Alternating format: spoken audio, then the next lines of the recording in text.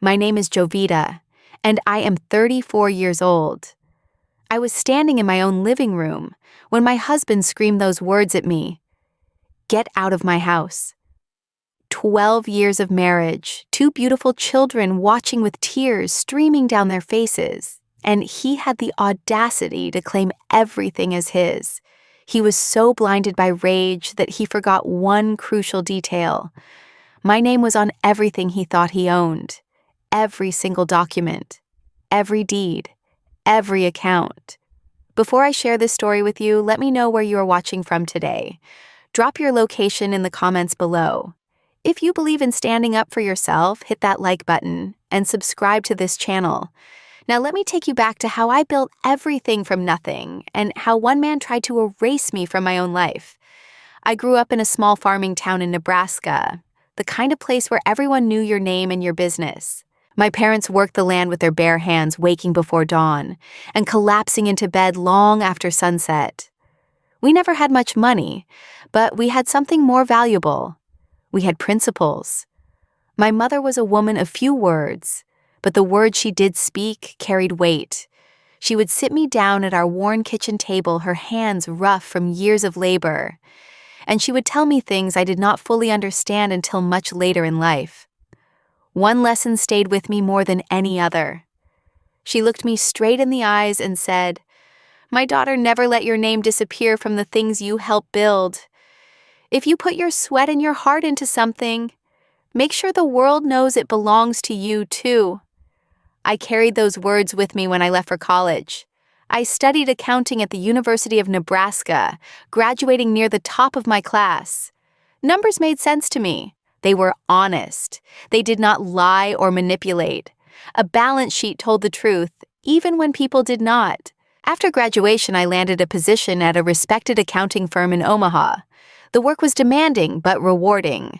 I learned how money moved, how businesses operated, and most importantly, how easily someone could be erased from their own financial story if they were not careful. I was 22 years old, ambitious, and completely focused on building my career. Romance was not on my radar. I had seen too many women in my hometown give up their dreams for men who did not deserve their sacrifice. I told myself I would be different.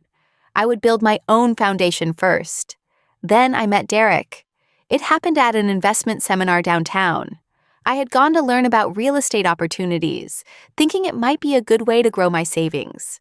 The conference room was packed with people in expensive suits, all talking about passive income and leveraged assets.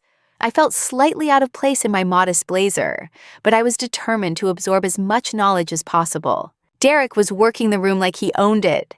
He was a sales representative for a building materials company, not wealthy by any means, but he had a presence that made people pay attention. Tall with broad shoulders, he moved through the crowd with the confidence of someone who believed great things were just around the corner. When he introduced himself to me, his handshake was firm and his smile was genuine. We talked for 2 hours that evening. He told me about his dreams of starting his own distribution company. He painted pictures with his words describing warehouses full of materials, trucks delivering supplies across the Midwest contracts with major construction firms. His eyes lit up when he spoke about the future, and I found myself drawn to that fire. He asked for my phone number, and I gave it to him. Our courtship was intense. Derek pursued me with the same energy he brought to his business ambitions. Flowers appeared at my office. Long phone calls stretched into the early morning hours. Weekend drives through the countryside where he would pull over just to kiss me under the Nebraska sky. He made me feel like the center of his universe. 2 years later, he proposed. I said yes, but not without a conversation that would shape our entire marriage. Derek had a plan. He wanted to start his distribution company, but he needed capital. He looked at me with those hopeful eyes and asked if I would be willing to invest my savings. He promised to build something great for both of us. I loved him. I believed in him. But I also remembered my mother sitting at that kitchen table. I agreed to invest, but on one condition. My name would be on everything. The business registration, the bank accounts, the contracts. If I was going to risk my financial future on his dream, I needed to be recognized as a partner, not just a supporter. Derek agreed without hesitation. He even seemed impressed by my business sense. We filed the paperwork together, and the company was born with both our names on the founding documents. It felt like the beginning of something beautiful. Our first year of marriage was everything I had hoped for. We worked side by side, Derek handling sales and client relationships, while I managed the finances. I continued working part-time at the accounting firm to maintain a steady income while the business found its footing. We lived modestly, reinvesting every spare dollar back into the company. Then Emma arrived. Our daughter was born on a crisp October morning, and the moment I held her, I understood a love I had never known before. She had Derek's dark hair and my grandmother's eyes. She was perfect. 3 years later, Lucas joined our family. A spirited boy who laughed easily and cried loudly and filled our home with chaos and joy in equal measure. During those early years, Derek was a devoted father and a loving husband. He would come home from long days of meetings and immediately get on the floor to play with the children. He told me constantly how grateful he was for my partnership, how he could never have built the business without me. When we had saved enough for a down payment on a house, I handled the purchase personally. A beautiful 4-bedroom home in a quiet neighborhood with good schools. And just like with the business, I made sure both our names were on the deed. Derek signed without question. We were partners in everything. I looked at my life then and felt proud. I had a thriving business, a beautiful family, and a marriage built on mutual respect. I had followed my mother's advice. My name was on everything. I did not know that the man I married was slowly becoming someone else. The changes were so gradual that I almost missed them entirely. Like watching the hour hand of a clock, you never see it move, but suddenly, it is in a completely different position. By our 5th year of marriage, the company had grown beyond our wildest expectations. What started as a small operation with 1 truck and a rented warehouse had expanded into a multi-million-dollar enterprise. We had contracts with construction firms across 4 states. We employed over 40 people. Derek had become a respected name in the industry. And somewhere along the way, he had started to change. The first sign was subtle. Derek began coming home later and later. He had always worked hard, but now he was missing dinners regularly. When I asked about his day, his answers became shorter. Fine, busy. You would not understand. That last one stung. I had built the financial infrastructure of the company. I understood better than anyone. Then came the new friends. Derek started attending networking events with a different crowd. Wealthy business owners with vacation homes and luxury cars. They invited him to golf outings and exclusive clubs. He would come home talking about their lifestyles, their success, their importance. I noticed him looking at me differently. Not with the adoration I remembered, but with something that resembled disappointment. One evening, he casually suggested that perhaps I should stop working at the accounting firm. "You should focus on the children," he said. "It would be better for everyone." I thought he was being considerate. I did not realize he was trying to isolate me. I gave up my outside position and devoted myself fully to our family and to handling the company books. But within months, Derek announced he was hiring a new chief financial officer. Someone to professionalize our operations, he explained. He introduced her at a company dinner. Her name was Meredith. She was polished in a way I had never been. Designer clothes, perfect makeup, and MBA from a prestigious university. She spoke the language of high finance with eavesdropping terms that made our investors nod approvingly. Derek beamed as he watched her work the room. I was being replaced, and my husband had orchestrated it. At first, I tried to stay involved. I asked to attend financial meetings to review the quarterly reports to maintain my role in the company I had helped create. Derek always had a reason why it was not necessary. "Meredith has it covered. You should spend that time with the kids. Do not worry yourself with these details."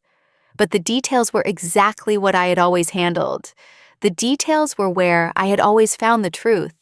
The real humiliation came at the parties. Derek had started hosting elaborate gatherings at our home for his business associates and potential investors. I would spend days preparing, coordinating caterers, decorating, making sure everything was perfect. Then the guests would arrive, and Derek would barely acknowledge my existence. I became the woman who refilled drinks and collected empty plates. When someone asked who I was, Derek would wave his hand dismissively. That is my wife. She keeps busy with the house and the children. One evening, a potential investor asked directly what role I played in the company. Before I could answer, Derek laughed and said, "She does not really get involved in the business side of things. She is more of a homemaker." A homemaker. I had built the financial systems that allowed this company to scale. I had managed every dollar in the early years, stretching our budget to cover payroll during lean months. And now I was being erased from my own story. I tried to address it that night after the guests left. I found Derek in his home office, loosening his tie with a satisfied smile. "Why did you say that to him?" I asked. "You know I helped build this company." He sighed like I was a child asking a foolish question. "Jovita, these are serious business people. They do not want to hear about how my wife used to do the bookkeeping. It makes us look small. It makes me look invisible," I replied. He stood up and walked toward me, placing his hands on my shoulders in a way that was meant to be comforting but felt condescending. "You are being too sensitive. I am doing all of this for us, for our family. Can you not just be supportive instead of making everything about you?" I wanted to argue.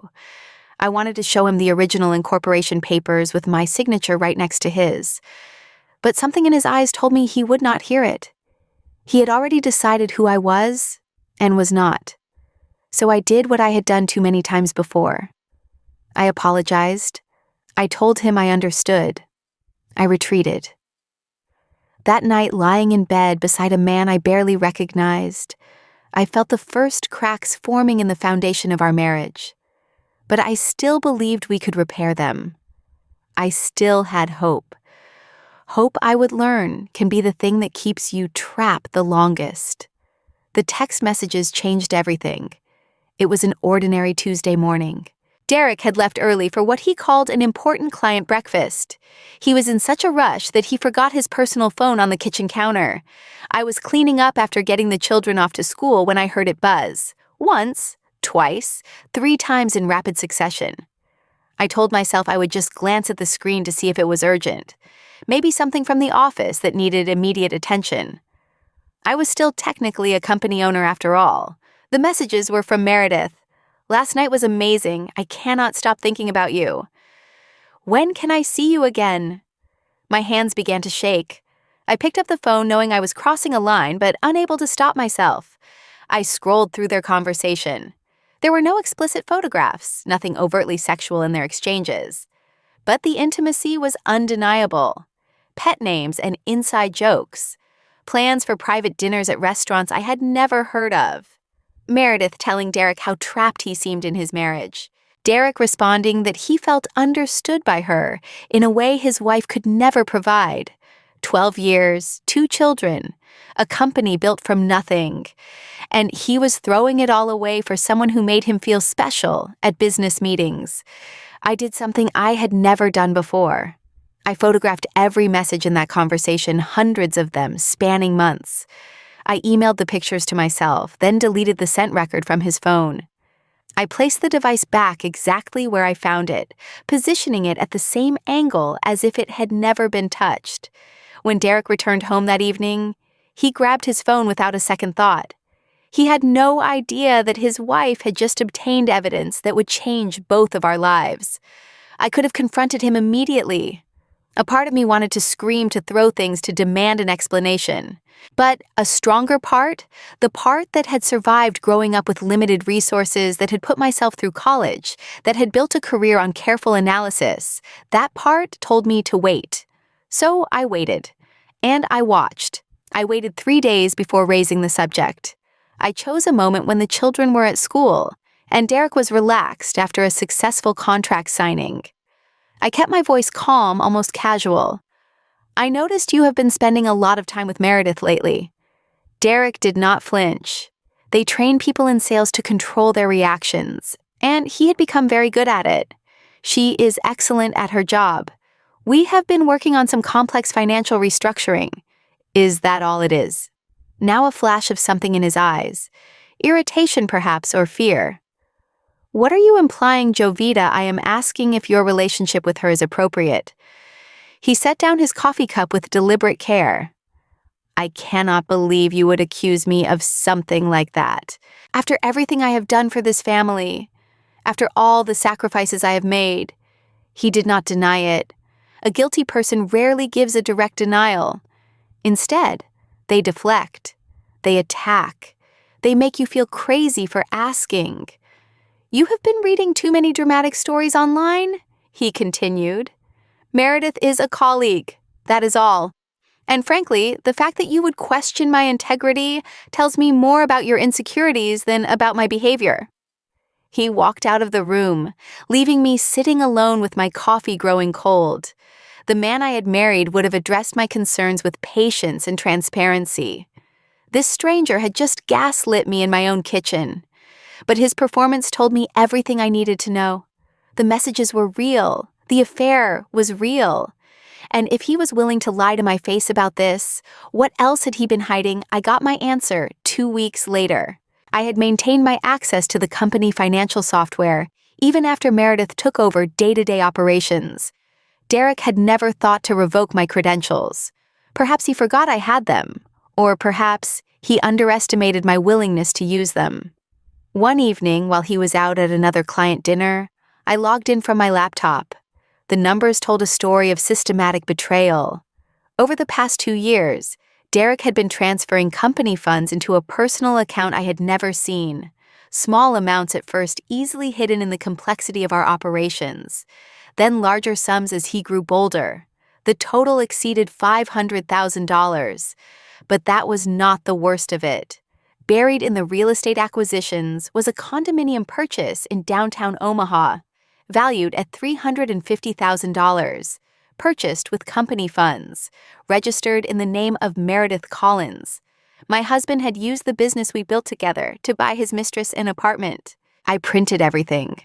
Bank statements, transfer records, the property deed. I drove to my mother's house that night and stored the documents in her attic in a fireproof safe she had used for family papers since before I was born. When I returned home, Derek was already asleep, snoring softly, as if he had not a care in the world. I stood in the doorway of our bedroom and watched him for a long time. 12 years ago, I had stood at an altar and promised to love this man for better or worse. I had kept that promise through sleepless nights with newborns, through financial struggles that nearly broke us, through every challenge our marriage had faced. He had broken his promise in ways I was only beginning to understand. I climbed into bed beside him, but I did not sleep. My mind was racing, calculating, planning. The part of me that understood balance sheets knew that the ledger of our marriage would never be even again. He had taken too much, lied too often, betrayed too deeply. But he had also made a critical mistake. He had forgotten that my name was still on everything. The company, the house, the accounts that preceded his theft. He thought he was the architect of our success. He was about to learn that the foundation had always been mine. The Friday it all collapsed started like any other evening. I was preparing dinner while Emma and Lucas sat at the kitchen table doing homework. Lucas was struggling with his multiplication tables, and Emma was patiently helping him count on his fingers. These small moments of sibling tenderness were the bright spots in increasingly dark days. I heard Derek's car pull into the driveway. The engine cut off, and then there was a long pause. He sat in the car for several minutes. When he finally entered through the garage door, I knew immediately something was wrong. His face was flushed red. His jaw was clenched tight. He moved through the house like a storm about to break, tossing his keys onto the counter with more force than necessary. "Is everything okay?" I asked carefully. He ignored me, walking to the liquor cabinet and pouring himself a whiskey. He drank it in one swallow and poured another. "Derek, what happened?" He spun around, and the look in his eyes made me take a step back. I had never seen him like this. Rage and fear and something desperate all mixed together. "Did you talk to someone?" he demanded. Did you tell someone about our finances? I did not understand his question.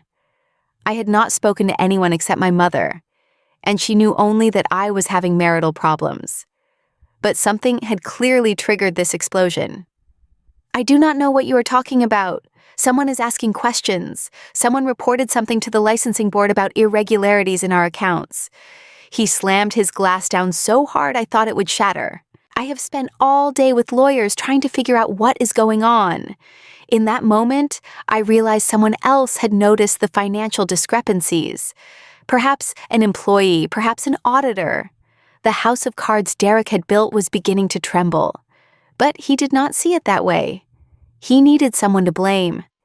And I was standing right in front of him. This is you, is it not? He took a step toward me. You have been jealous of my success for years. You could not stand that I built something bigger than your little spreadsheets could handle. So you decided to sabotage me. Derek, I did not report anything to anyone. Liar. The children had stopped their homework. I could see their faces from the corner of my eye frozen in confusion and fear. Emma had put her arm protectively around Lucas. We need to talk about this privately, I said quietly. The children need to see what kind of mother they have. A woman who would destroy her own family out of spite. That is not what is happening here. He laughed, but there was no humor in it. You have no idea what is happening. You have been so busy playing house that you lost touch with reality.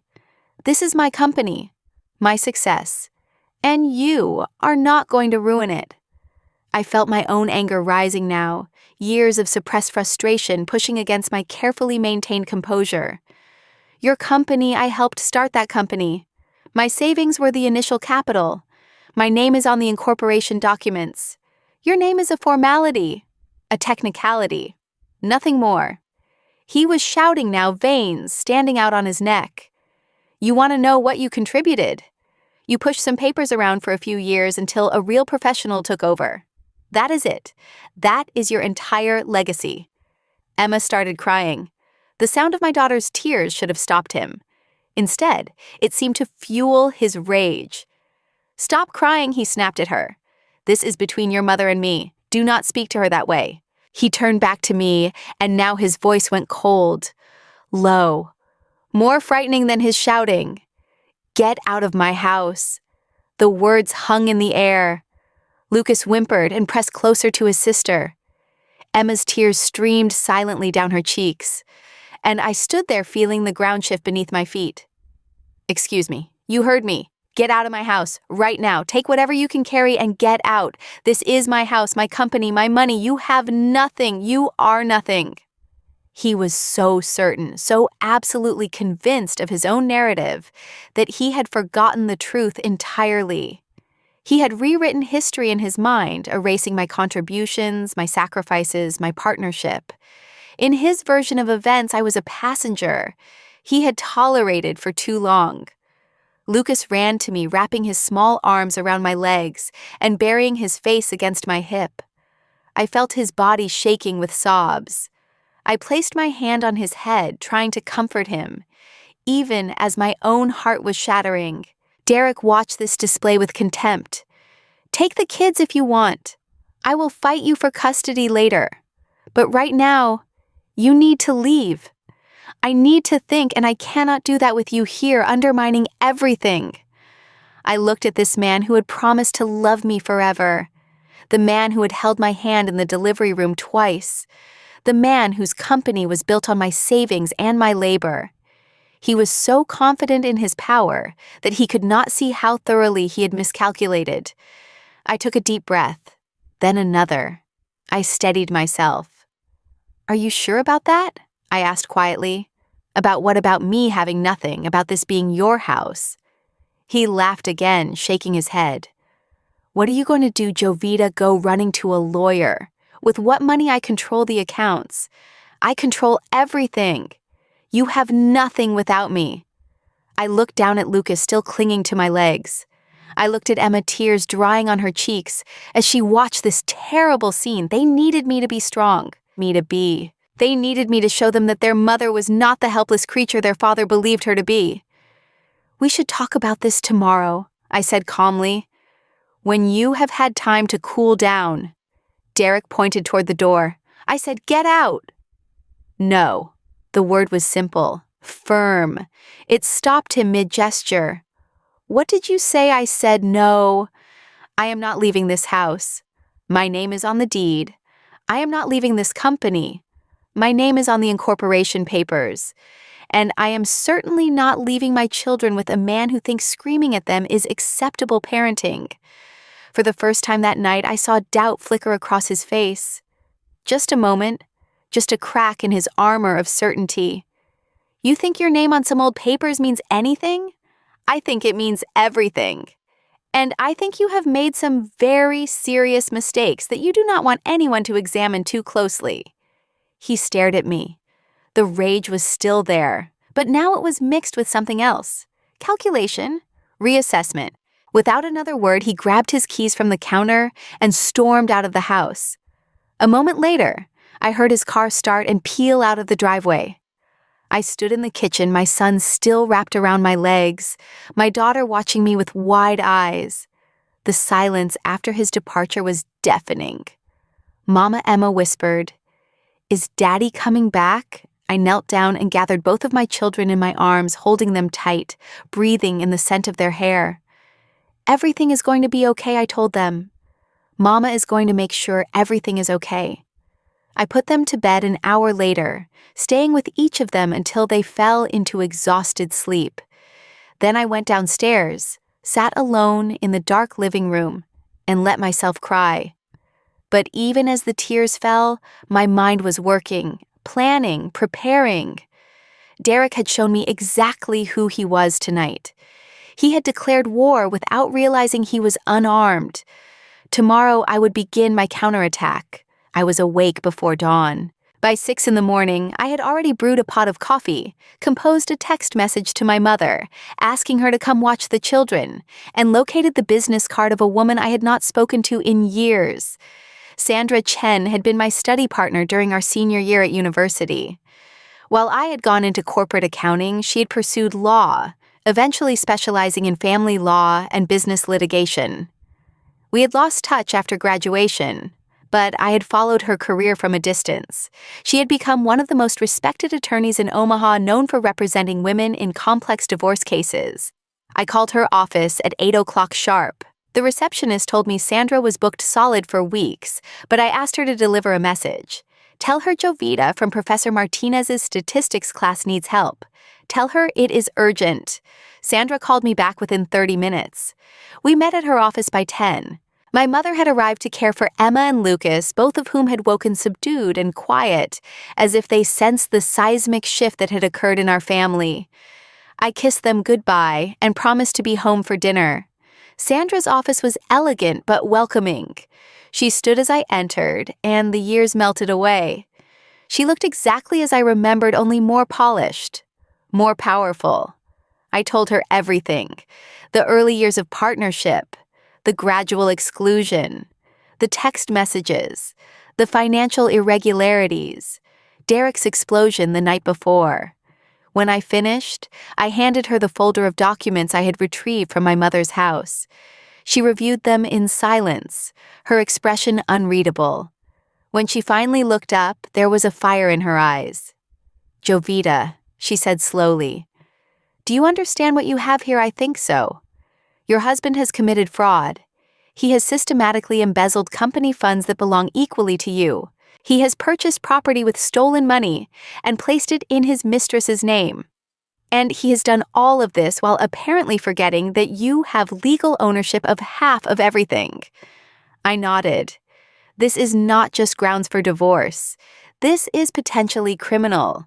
If we pursue this aggressively, he could face prosecution." The thought of Derek in handcuffs gave me no satisfaction. Truly, it did not. Despite everything, he was the father of my children. But I was done protecting him from the consequences of his own actions. "What do I need to do?" "First, we need to secure your position. We will file for a forensic audit of the company immediately. Given your ownership stake, you have every right to demand this. Then we will file for divorce, citing both infidelity and financial misconduct. We will request a freeze on all company assets to prevent him from hiding or moving anything. How long will this take? The audit and initial filings can happen within days. The divorce itself will take longer. But Jovita, with the evidence you have gathered, we are in an extremely strong position. I left Sandra's office feeling something I had not felt in months, maybe years. I felt powerful. I felt in control. I felt like myself.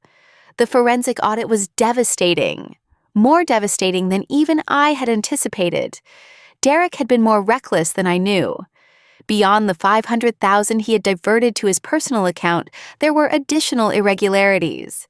Inflated expense reports, phantom consulting fees paid to shell companies, equipment purchases for projects that did not exist. The total misappropriation exceeded $700,000. And then there was the condominium. When the auditors traced the purchase, they found additional gifts to Meredith: jewelry, a luxury car, vacations to destinations Derek had told me were business trips. He had spent over $100,000 on his mistress using funds that belonged equally to me. 3 days after I met with Sandra, Derek returned home. He walked through the door carrying a folder, his expression smug, his posture confident. He thought he was about to deliver a knockout blow. "We need to talk," he said. I was sitting in the living room waiting for him. The children were with my mother again. I wanted them nowhere near what was about to happen. "Yes, we do." He sat across from me and opened his folder with a flourish. "I have spoken with my attorney. I am prepared to be generous. You can have the house, shared custody of the kids, and I will give you $50,000 to start your new life." He slid a document across the coffee table. Divorce papers. I glanced at them without picking them up. "Is that all? My attorney says it is more than fair, considering you did not contribute meaningfully to our marital assets." I nodded slowly. "Derek, before you ask me to sign anything, I think you should look at this." I reached into my own folder and withdrew the audit summary Sandra's team had prepared. I placed it on the table next to his divorce papers. His brow furrowed as he picked it up. I watched his face as he read. The confidence drained away page by page, replaced first by confusion, then by recognition, and finally by fear. "Where did you get this? I am a 50% owner of our company. I requested an independent audit. It is my legal right." "This is," he stammered, "this is not accurate. These numbers are taken out of context. The forensic accountants disagree, and so will a court." He looked up at me, and for the first time in years, I saw him clearly. Not the charming man I had married, not the confident businessman he pretended to be, just a frightened person who had gambled everything and lost. "What do you want?" "I want what is fair. I want the house since my name is on the deed, and my money made the down payment. I want 60% of the company, reflecting both my initial investment and compensating for your theft of marital assets. I want full custody of our children, with visitation rights for you contingent on counseling. And I want Meredith's condominium sold, and the proceeds returned to the company. That is everything. You are taking everything. No, Derek. I am taking back what was always mine. What you tried to steal. What you told me I had no right to." He sat in silence for a long time. I watched emotions play across his face. Anger, denial, bargaining. Finally, something that might have been acceptance. "If I agree to this, will you drop any criminal charges?" Sandra had anticipated this question. She had advised me that pursuing prosecution would be time-consuming and emotionally draining, and that a clean settlement might serve my interests better. "If you sign the agreement Sandra has prepared and comply with all its terms, I will not pursue criminal action. I need to think about it. You have 48 hours. After that, I file everything with the court, and your options become much more limited." He stood up, his movements shaky, his arrogance finally cracked beyond repair. He walked to the door, then paused, and looked back at me. "I do not know who you are anymore," he said quietly. I am exactly who I have always been. You just never bothered to really see me." He left. I sat alone in our living room, the room where he had screamed at me to leave, the room in the house that bore my name, the house I would keep. Derek signed the agreement the next day. The divorce was finalized 4 months later. By then, Meredith had already disappeared from Derek's life. As soon as she learned that his assets were being divided and his reputation was tarnished, she moved on to what she probably called greener pastures. I heard through mutual acquaintances that she had started dating a developer from Kansas City within weeks of our settlement. Derek took it hard. The man who had stood in our kitchen and declared himself the master of everything was now renting a small apartment on the edge of town, driving a used car, and working as a regional sales manager for a company far less prestigious than the one he had once run. He called me twice in the weeks after the divorce was finalized. The first call was angry. He accused me of ruining his life, of being vindictive, of turning our children against him. I listened without responding and hung up when he ran out of things to say. The second call was different. His voice was broken. He told me he had made terrible mistakes. He said he missed the family we used to be. He asked if there was any chance we could try again. I thought about it. Not for long, but I thought about it. Not because I wanted him back, but because I wanted to be certain of my answer. "Derek," I said finally, "I gave you 12 years. I gave you my savings, my labor, my trust. I gave you 2 beautiful children. And you threw it all away for someone who left you the moment you had nothing to offer. I will always care about you as the father of my children. But the marriage is over. It has been over for longer than either of us admitted." He cried. I stayed on the line until he stopped. Then I wished him well and ended the call. That was the last time we spoke about anything other than custody arrangements.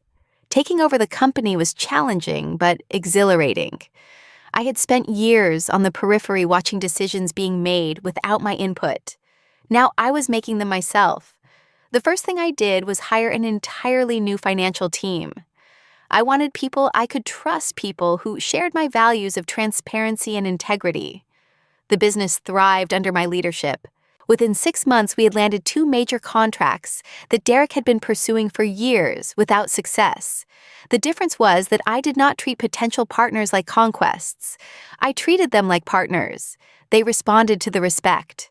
Emma and Lucas adjusted better than I had feared. Children are resilient in ways that continually surprise me. They missed their father, of course, and I never spoke badly of him in their presence. But they also seemed lighter, somehow freed from the tension that had permeated our household in those final years. Emma, my perceptive, sensitive daughter, told me one evening that she was proud of me. We were sitting on the back porch watching fireflies dance in the summer dusk. "Proud of what, sweetheart? For being brave. For not letting Daddy make you small." I pulled her close and kissed the top of her head. "Where did you learn that expression from you, Mama? You always told me that nobody can make me feel small unless I let them. I saw you remember that. Sometimes our children teach us more than we could ever teach them." 6 months after the divorce, I hosted Emma's 10th birthday party at our house. The house that Derek had told me to get out of.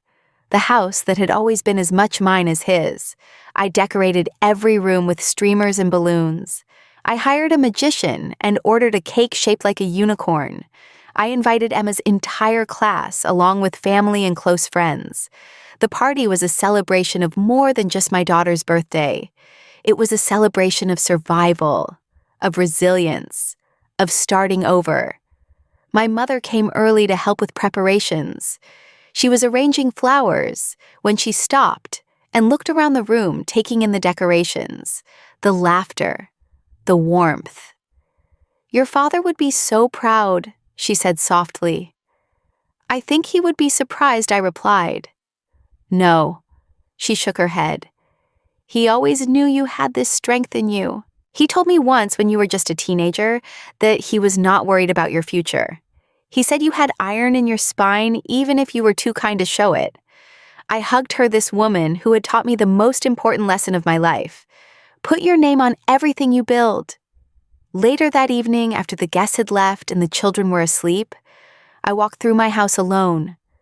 I touched the walls I had helped paint during our first year of ownership. I looked at the furniture I had chosen, the art I had hung, the garden I had planted. Derek's ghost was everywhere and nowhere. He had lived here, but he had never truly belonged. He had been too busy dreaming of what he wanted to appreciate what he had. I stepped out onto the back porch and looked up at the stars. The same stars that had witnessed our first kiss, our wedding, the births of our children, and the death of our marriage. They would keep watching long after all of my struggles had become ancient history. But tonight they watched a woman at peace with herself. A woman who had been tested and had not broken. A woman who had built something from nothing, lost it to betrayal, and built it again even stronger. My name is Jovita. My name is on this house. My name is on my company. My name is on my life. And nobody will ever take that away from me again. The first months after the divorce were harder than I anticipated. Finalizing the settlement was one thing. Living with the aftermath was another. I would wake in the middle of the night reaching for someone who was no longer there. Not because I missed Derek specifically, but because I missed the idea of partnership. The comfort of knowing another person was facing life beside you. The emptiness on his side of the bed felt like an accusation. I blamed myself. Not for the divorce, but for not seeing the signs sooner. For believing the best in someone who was showing me the worst. For prioritizing hope over evidence. I replayed moments from our marriage, searching for the point where I should have known, where I could have changed course. My therapist, a patient woman named Dr. Roberta Hayes, helped me understand that self-blame was another form of control. We want to believe we could have prevented pain, because that is less frightening than accepting that sometimes pain comes, regardless of our choices. You did not cause his behavior, she reminded me during one of our sessions. His choices were his own. Your only job is deciding how to move forward. Moving forward meant rebuilding not just my external life, but my internal one. I started waking early to run before the children were up. The rhythm of my feet on pavement, the burning in my lungs, the sweat cooling on my skin. These physical sensations grounded me in the present.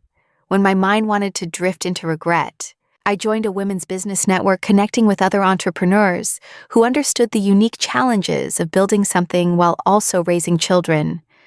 These women became more than professional contacts. They became friends. Real friends, not the couple's friends from our marriage who had quietly disappeared after the divorce. One of them, a woman named Priscilla, who ran a logistics company, became particularly close. She had gone through her own divorce 3 years earlier and recognized the look in my eyes. The lost look, she called it. Like you are not sure which direction is forward anymore. Exactly that. It fades, she promised. One day you will wake up and realize you have been looking forward for so long that you forgot you were ever lost. She was right. The healing was not dramatic. There was no single moment of transformation. Just a gradual lightening, a slow return of energy and joy, a remembering of who I had been before I became so focused on saving something that could not be saved. I focused on being present with my children, not just physically present, but emotionally available. I listened to Emma's stories about her friends, her fears about middle school, her dreams of becoming a veterinarian. I helped Lucas with his math homework, cheered at his soccer games, taught him to ride a bike without training wheels. These ordinary moments became extraordinary because I was there for them, fully there, not distracted by a crumbling marriage or a deceitful husband. A year after the divorce, I received an unexpected email. It was from a national business magazine asking to interview me for a feature on women who had overcome professional challenges. Someone had recommended me for the article. I almost declined. The idea of sharing my story publicly felt vulnerable in a way that made me uncomfortable. But then I thought about all the women who might be where I was 3 years ago, invisible in their own lives, contributing everything and being credited with nothing. Maybe my story could help one of them find her voice. I did the interview. When the article was published, the response was overwhelming. Emails from strangers who recognized themselves in my experience. Messages from women who said my story gave them courage to examine their own situations. Thank you notes that made me cry. The most meaningful message came from a woman in Texas who wrote that she had been planning to sign over her shares in the company she had built with her husband because he had convinced her she did not deserve them. After reading my story, she contacted a lawyer instead. I keep that email in a folder on my phone. When I feel discouraged, I read it again. 2 years after Derek screamed at me to leave what he called his house, I stood on a stage at a women's entrepreneurship conference and shared my story with 500 people. I talked about the importance of protecting yourself legally and financially, about recognizing the signs of emotional manipulation, about the difference between compromise and erasure. At the end of my speech, I returned to the lesson my mother taught me at her kitchen table all those years ago. Never let your name disappear from the things you help build, I said. Your contribution matters. Your partnership matters. Your presence matters. And if someone tries to make you invisible, remember that the light you carry cannot be extinguished by anyone else. Only you can dim it. Only you can put it out. And only you can make it burn brighter than ever before. The audience applauded. I saw tears on faces throughout the crowd. I had turned my pain into purpose, my betrayal into a blessing for others. That, more than the house or the company or the settlement, was my true victory. I want to leave you with this thought. When someone shows you who they really are, believe them the first time. But more importantly, never let anyone make you forget who you are and what you have built. Your name matters. Your contribution matters. And no one can take that away from you unless you let them. So I ask you now, have you ever had to fight to be seen in your own life? Have you ever had to remind someone that you matter? Tell me your story in the comments below. I read every single one, and your words might help someone else who is struggling. If this story touched your heart, please hit that like button and share it with someone who might need to hear it today. Subscribe to this channel so you never miss another story of strength, resilience, and standing up for yourself. Thank you for spending this time with me. Thank you for listening. Thank you for being part of this community. May you always remember your worth. May you always protect your place in your own story. And may your name always be exactly where it belongs on everything you help build. Until next time, take care of yourself. You deserve it.